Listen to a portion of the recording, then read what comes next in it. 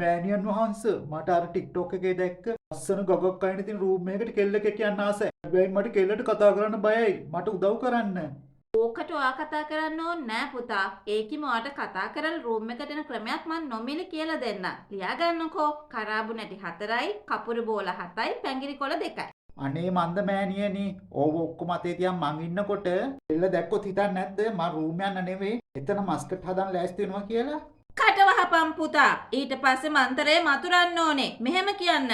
ඕම් කාම මදන කාම ගිනි කාම කියලා. කෙල්ලගේ නම දාලා 7 පාරක් කියන්න. අම්මෝ මෑණියනි.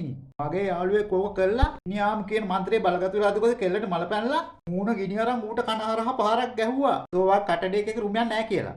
ඒකගේ වැරද්ද.